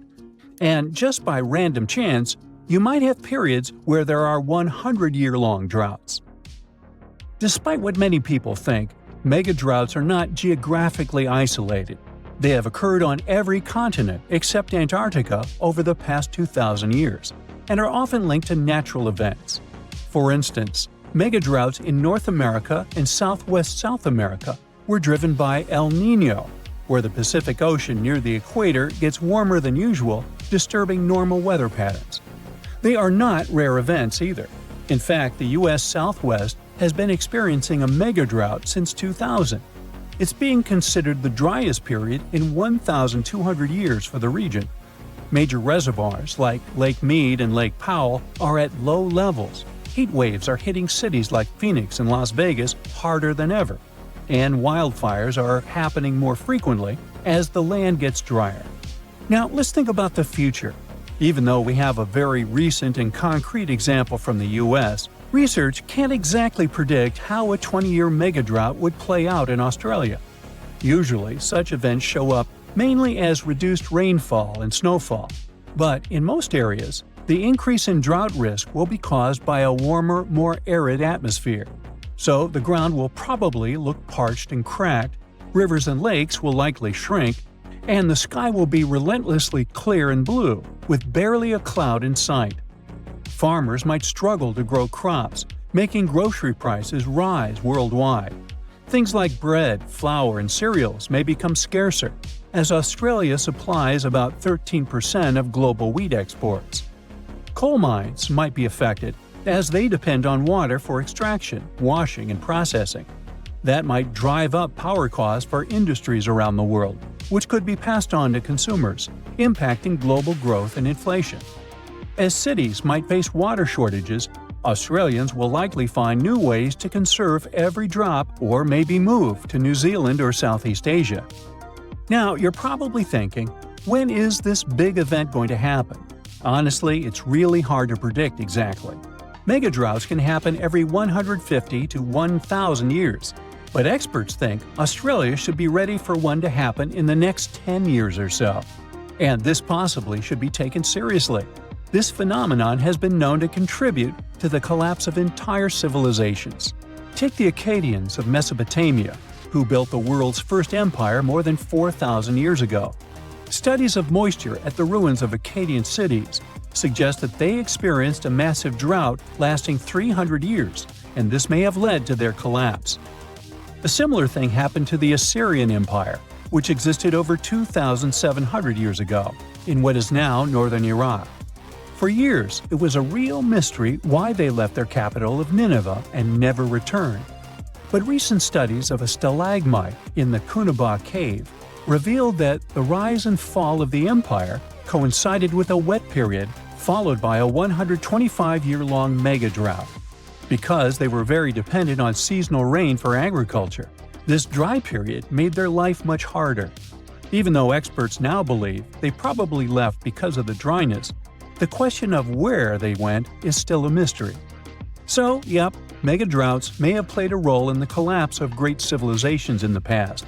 But on the positive side, we've come a long way since then, and recent climate technologies can help us prepare for events like this. Now that we know a 20-year mega-drought is very much possible and might happen soon, Australia has some time to get ready for it. Developing strong water management plans to mitigate the severe impacts of a mega-drought is more than necessary, and it's also important to create community support networks to provide emotional and financial support to people, particularly farmers, who are more affected directly by this event. If initiatives like these emerge in the coming years, those 20 years of drought could be less intense than most people might expect. Our planet has 5 oceans: the Pacific, Atlantic, Indian, Southern, and Arctic, not counting Billy Ocean. But it seems there's a 6th one out there too. It's just that you can't see it. Scientists have found evidence of large amounts of water hidden in the transition zone. That's the boundary layer that separates the upper and lower mantle of our planet. That boundary goes hundreds of miles deep down below the surface. Natural diamonds usually form in the mantle, but at depths of up to 155 miles. Some of them are very rare. They may come from deeper depths. That was the case with this fascinating diamond that formed 410 miles below the surface. The gem was big enough for scientists to study it and determine what it was made of. They were surprised when the composition of this very rare diamond showed that it was formed in pretty watery conditions. Because of that, such a diamond wouldn't be worth much in jewelry stores, but it was priceless in the lab. So, could this mean there's an ocean under the surface of our planet? It would definitely get us closer to the idea Jules Verne had about this whole magical secret world inside Earth, including the ocean. But that's not exactly the case. The water is there, true, but it's not like you can enjoy the view watching waves splashing around like on the surface of our planet. The water is actually stored within the minerals. That's why this area is so wet. Let's now move to Africa to keep up with the story, or to be more specific, to a spot called the Afar region. It's part of Ethiopia and a place where 3 tectonic plates meet. Tectonic plates are large pieces of our planet's crust that slowly move. These movements cause earthquakes and produce volcanoes, mountains, deep underwater valleys we call trenches, and so on. And the Afar Valley is where the Arabian, Somali, and Nubian plates meet. Together, they form an intersection in the shape of a Y. Why? Let me tell you. These plates are moving all the time. The Somali plate is moving southeast toward the Australian and Indian plates. The Arabian plate is moving north, getting closer to the Eurasian plate. At some point, it will close the Persian Gulf. This movement of plates has created something we call the Great Rift Valley, considering there are, all these cool rifts. The Aden Ridge to the east, the Red Sea Rift to the west, the Oculus Rift and the East African Rift to the south. But the East African Rift is something we want to focus on, because this one could be the key to this potential 6th ocean, but this time on the surface. A continental rift is a spot where 2 tectonic plates that form a single continent start to separate. Here it's the Somali and Nubian plates. Together, they're parts that make up Africa. If they keep moving in separate directions, This currently continental rift may become what we call an oceanic spreading ridge. In other words, when the plates are far enough apart from each other, there will be an enormous crack between them. This way, magma will freely flow up from beneath them. It'll be cool and eventually start creating a new ocean floor. Africa will be split into two parts, and there will be a new ocean flowing between what will turn into two mini-continents. Nope, it's not time to get your swim trunks and sunscreen yet. Even if the Somali and Arabian plates do move far enough to form an oceanic spreading ridge, it'll take millions of years before this happens. So I guess it's more interesting to stick to exploring this sixth ocean below the Earth's surface for now. The idea of subsurface oceans goes beyond the borders of our planet. It's possible many moons and planets out there have them too. Our home planet is the only one we know about with consistent bodies of liquid water on the surface, true. In our solar system, we circle around the Sun in something called the habitable zone. The temperature and atmospheric pressure within this zone allow water to remain in liquid form all the time. But a couple of moons in our solar system could also contain significant amounts of water under their surface. Enceladus, one of Saturn's moons, is the first one. Enceladus is a small frozen ball, 7 times smaller in diameter than our moon, but it's the 6th biggest moon of Saturn. Nearly a decade ago, a spacecraft found evidence that there was a large ocean under its surface. It found and sampled water from the eruptions that resembled geysers. A geyser is a rare type of hot spring that erupts and sends jets of steam and water into the air. You know, like Old Faithful in Yellowstone? Well, this water was erupting through fissures in the ice at the south pole of the moon. That means there might be a liquid ocean under the thick layers of ice. The ocean there is almost nothing like ours. The ocean on Earth is relatively shallow, on average 2.2 miles deep, and it covers 3/4 of our planet's surface. It gets colder the closer you come to the seafloor, and is warmer if you stay close to the surface because of the sun's rays. But the subsurface ocean on Enceladus is at least 18 miles deep. It's cooler at the top because that part is near the ice shell, and warmer at the bottom because of the heat coming from the moon's core. But both our ocean and the ocean on Enceladus are salty. Enceladus is one of the few places in our solar system that has liquid water, which makes it an interesting spot to search for signs of life. Another one is Europa, one of Jupiter's moons. Scientists think similar eruptions of water could be happening there. Knowing there are such geysers there tells us these moons have their own source of energy. Maybe the energy that makes the water erupt comes from gravity or radiation. The same energy could keep a large body of liquid water under the ice. It could even support some forms of life. There are thousands of planets beyond our solar system that orbit other stars. Some are even in the habitable zone. Over 1/4 of the ones that we know about could have liquid water, but the majority of them probably have oceans under their surface, like Enceladus and Europa. Pluto might be on this list too, since it's possible it hides a liquid ocean under its thick frozen shell. This subsurface ocean likely formed long after the dwarf planet did, after the heat coming from radioactive elements in Pluto's core melted some of its ice. There's also something called water worlds. Those are moons or planets with global oceans that are more common than we thought. I mean, some call Earth a water world too. 71% of its surface is water after all. And when you look at our home planet from space, you mostly get those blue marble pictures. When exploring other planets, especially those outside of our solar system, researchers often go with a policy of follow the water. After all, water is the main element we know that's necessary for supporting life. And when there's a water world that's close to its parent star, scientists assume it must have formed way farther and then moved closer once its orbit shrank. The composition of the planet was set when it was in a colder orbit, or, in other words, when it made a wider circle around its star. We call the process of orbital shrinking a migration.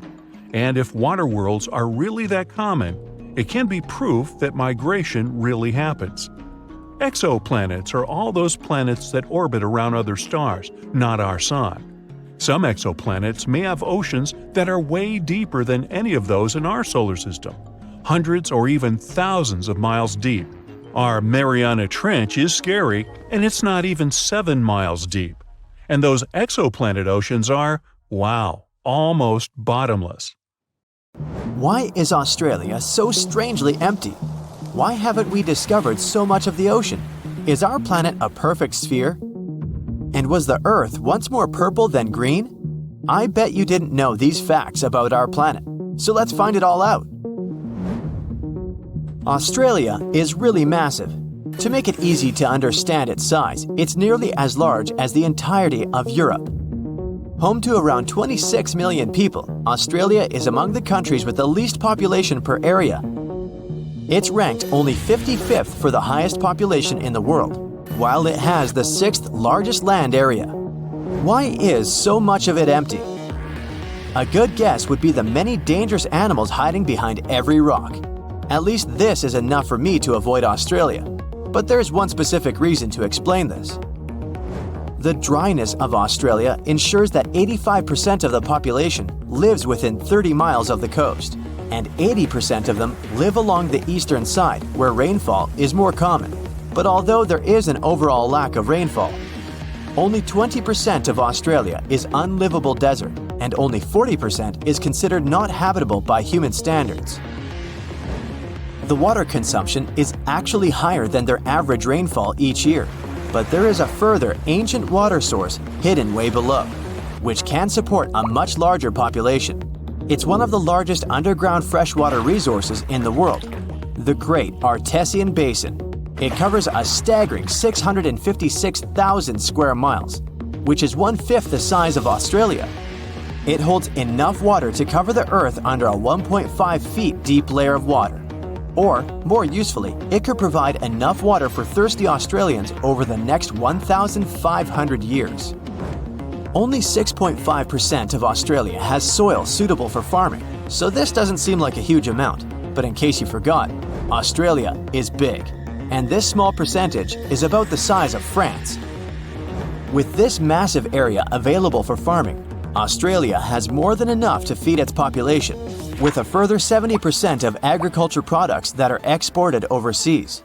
So, with plenty of land, food, and water, why are the population figures so low? A very slow migration process is the reason. First, only people from the United Kingdom lived there. Then, they opened their borders to other Europeans, and this restriction remained in place until 1973. You would think almost 200 years would be enough time for a lot of people to migrate, but Australia was just so far away. The risk of traveling such a long way and the cost of the journey meant that people from Europe prefer the shorter and cheaper options to migrate elsewhere, like Canada or the USA. For the past 2,000 years, people have understood that Earth is round. But did you know that it's not a perfect sphere? Through the wobbly rotation of Earth, our planet constantly changes its size, very slowly of course. The North and South poles are surprisingly flat. Earth is pretty much like a ball being squished. Imagine there's a giant hand with the fingers pressing at both poles. Because of this pressure, the equator pushes a little outwards. Along with an uneven gravitational field, Earth has loads of gravity glitches, some positive and others negative, creating an uneven, rocky, and bumpy surface. Some places on Earth have more gravity than others. If you weighed yourself along the equator, you would weigh 0.5% less than at the poles. Not a whole lot, and definitely not worth the trip to change your weight. If you were to measure the length from the center of the Earth towards the furthest point of Earth, you would be shocked that Mount Everest isn't at the end of it. Instead, it's along the equator, which is the pushed out part. Ecuador's mountain Chimborazo would actually be the tallest point on Earth, as it's the furthest from the center. We still have around 80% of the ocean to map, which is crazy considering how much of the solar system we've explored in comparison. But we're still aware of many of the unbelievable details about the ocean. It covers over 80% of the world's surface, where 94% of the Earth's wildlife lives. And from some of the life in it, up to 80% of the world's oxygen is produced mainly from plankton, algae, and bacteria. One of the most famous, already mapped places is the Mariana Trench. It's the deepest point on Earth, as low as almost 7 miles deep. That's a huge, 5 times the length of the Grand Canyon and deeper than Mount Everest is tall. It's also home to one of the most ancient seabeds on Earth, casually laying low for about 180 million years. The pressure at the bottom is over 1,000 bars, but although this is 1,000 times more than normal pressure, life still flourishes here. Throughout the ocean, there is an estimated over 3 million shipwrecks lying in the murky depths. Countless artifacts sit there untouched, and there could be more than all the world's museums. The mid-ocean ridge is the longest in the world, reaching 40,000 miles. That's almost 10 times the size of the Andes, the longest mountain range on land. The sun is the reason behind the blue and aqua colors of the ocean. This color isn't from the reflection of the sky, though they are both blue for the same reason. The surface of our planet receives white light from the sun, and it absorbs the orange, red, and yellow light stronger. It doesn't absorb the blue light so much, so it returns to how we see it. Of course, this only occurs based on how pure the water is. If the water is full of mud or algae, they scatter the light and overpower the water's natural blueness. There are many factors that determine what color we see on our planet. Could you believe that the Earth was green before? Instead, it was purple. Chlorophyll in our atmosphere absorbs mainly blue and red wavelengths from the sun and reflects the green ones to what we see our planet as today. Long ago, ancient microbes called retinal dominated the Earth instead of chlorophyll. They absorbed green light and reflected red and violet light. Those microbes had a simpler structure, so they were easier to produce in the low oxygen environment of the early Earth. They provided our planet with a purplish color instead of green. But chlorophyll is more efficient, and as the Earth was developing, it eventually took over. Imagine that billions of years ago, faraway observers could see our home as a small purple dot. I wonder if we could have also been purple. Probably not. The biggest tree on Earth is a giant sequoia named General Sherman. It stands over 280 feet, almost reaching the height of a 26-story building. They believe it to be 2,700 years old, with a circumference of 1,000 inches. Its weight is a staggering 1,800 tons. That's heavy, but it isn't the heaviest living thing on Earth. In Utah, a huge grove of trees called pando works like a single colony of trees. The massive root system connects all of them together with up to 47,000 stems. It weighs up to 6,000 tons and is 80,000 years old. It makes it the oldest living thing known to humans. Now, what about the biggest area of one being? Off the coast of Western Australia, a seaweed grows to an unthinkable size. The Poseidon's ribbon weed has been growing for 4,500 years, spreading underground clone shoots. It's all connected and shares the same DNA with most of its shoots. It covers a massive 77 square miles, the same size as 28,000 soccer fields, or the size of Nebraska. And it won't stop there either, as it continues to grow by 2 feet each year. It's hard to even picture the scale of these enormous beings. Now, just imagine if they were all purple.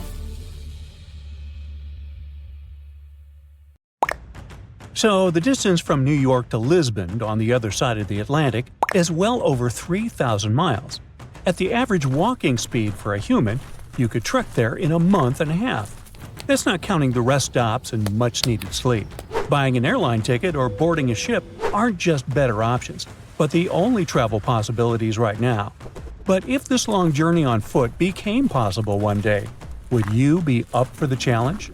The most obvious obstacle is all that water in the Atlantic Ocean. It covers around a fifth of the Earth's surface. All the oceans take up around 70% of our planet. When you open the tap or buy a bottle, you are drinking a tiny percentage of potable water. 97% of Earth's water is located in oceans. It's all salt water and it's not drinkable.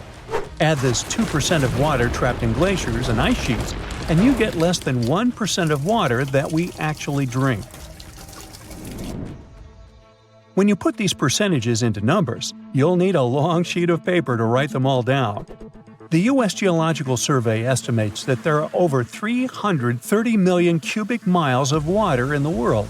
It's essential for sustaining all life forms, including humans. Oceans play a vital role in regulating air temperature around the globe. If they didn't have any water, the area around the equator would be scorched. This imaginary line that divides our planet in half runs through 13 countries in total, such as Brazil, Kenya, and Indonesia. The world's oceans are critical for our planet's water cycle. You know, like the one you learned about in school? It rains from the clouds and water eventually ends up in rivers that empty into the oceans. Then sunlight warms up this vast body of water, so it evaporates into the atmosphere to form new clouds. Then the cycle starts over. This process shapes the global climate. That's why, for example, the Mediterranean is so popular for the summer holidays. The region is temperate. If we take the oceans out of the equation, the water cycle stops. The area where they once sat would turn into a huge dust bowl. There would be dirt as far as the eye could see. Since there is no more evaporation, clouds won't form. Rain would become scarce. Humans would soon run out of sources of drinking water. The landscape of our planet would turn into a vast desert. Imagine a Sahara-like terrain stretching across the surface of our planet. Everything would become so dry that fires would break out easily. These are hardly the ideal conditions for a long trek between continents, but let's imagine you were able to survive all this. You start walking across the desert land that was once the Atlantic Ocean. What would that journey be like? You would encounter a landscape different from the one above the waterline. Everything below the waves is taller and deeper than the world we know. This is the land of extremes. Take, for example, the highest mountain on the planet. If you were thinking about the Himalayas and its tallest peak, Mount Everest, you are correct. Well, kind of. This mountain range is the highest when you measure it from the sea level, just above 29,000 feet in height. But when you measure the height of the mountain from its base to the peak, then the Himalayas drop to second place. The highest mountain on Earth is actually Mauna Kea in Hawaii. It's a dormant volcano. In the local language, its name translates as White Mountain. Nearly half of it lies under the waves of the Pacific Ocean. Its full height is close to a mile higher than Mount Everest, at 33,500 feet. We can't appreciate its scale right now, but if the Pacific dried up, we would be able to stand at the base of this giant.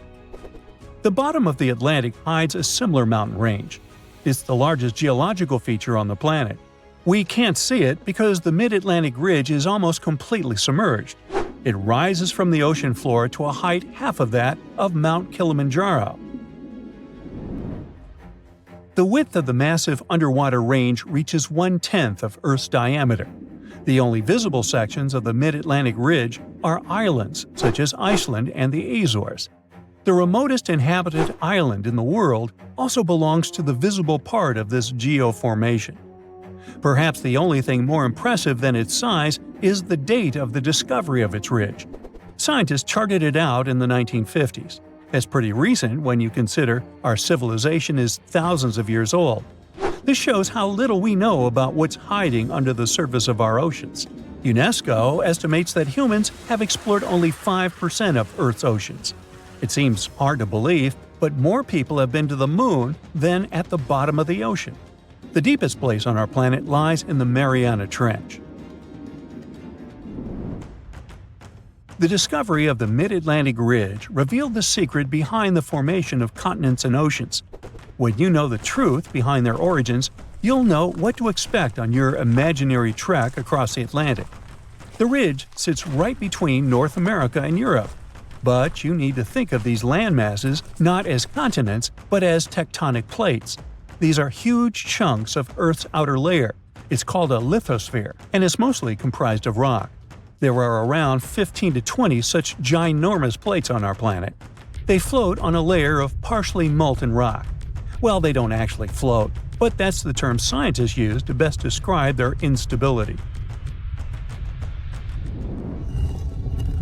Tectonic plates are constantly on the move.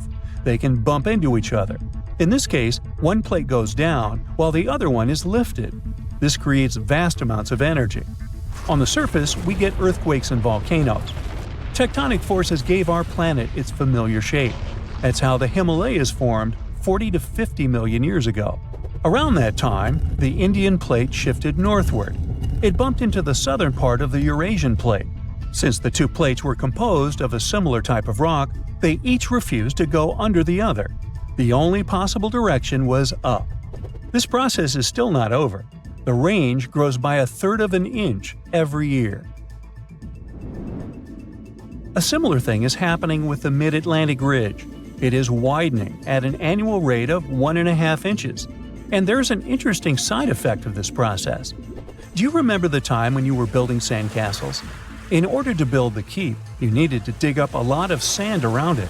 As the castle grew in size, the hole around it became bigger. The same thing is happening in the Atlantic Ocean, but on a much larger scale. As the ridge is getting wider and wider, the two coasts are drifting away from each other. The North American plate and the Eurasian plate are moving apart. This means that your imaginary trip in a world without oceans might take longer. For every year you wait, you'll need to cover an extra inch. Now, that doesn't seem like much today, but give it some time, and you might not have to embark on a cross-continental journey after all. The continents will come to you. Now, evaporation is not the only way to drain an ocean. The coast on each side of an ocean might simply close in on it. This is what scientists believe will happen to the Pacific. Some 50 million years from now, give or take, you wouldn't be able to recognize the Earth's largest ocean. Experts ran a series of computer simulations to see where North and South America are headed. The answer is to the North Pole. This is where they'll merge with Asia in the distant future. The new supercontinent will completely change the shape and size of the Pacific Ocean. Geologists have a name ready for this landmass: Amasia. In Mongolia, dinosaurs used to live, and now there are as many horses as there are people and 10 times as many sheep there. It's the emptiest country in the world. The capital has been moved 28 times, and they even have their own Olympics. So Mongolia is located right here, on the plateau of Central Asia, right north of China. It's the 19th country in the world by land area, but it only has a bit over 3 million people. It's like the population of Los Angeles, but having a whole country to themselves. If we don't count Greenland, Mongolia is the country with the lowest population density. It has only 2 people per half a square mile. The United States has 37. Well, that is if we only count people. Mongolia has a lot of livestock, about 67 million. It's 20 times more than the number of people there. Half of that livestock is sheep.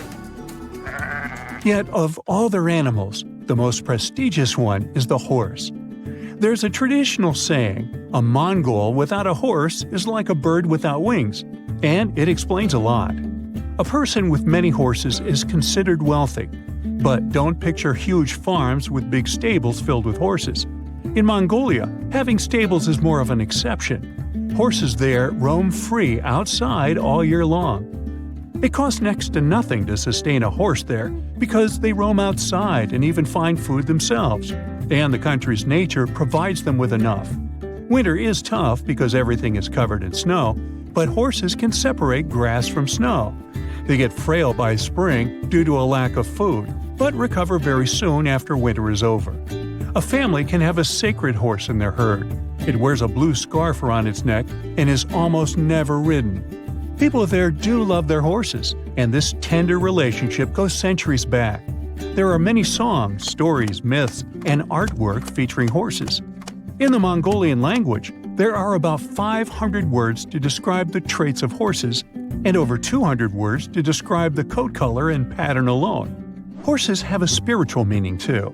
It's believed that they have spirits that can help the owner, and they are also believed to be a transport to heaven. So they were often sacrificed after their owner's passing. Apart from domestic animals, the country is home to some endangered species.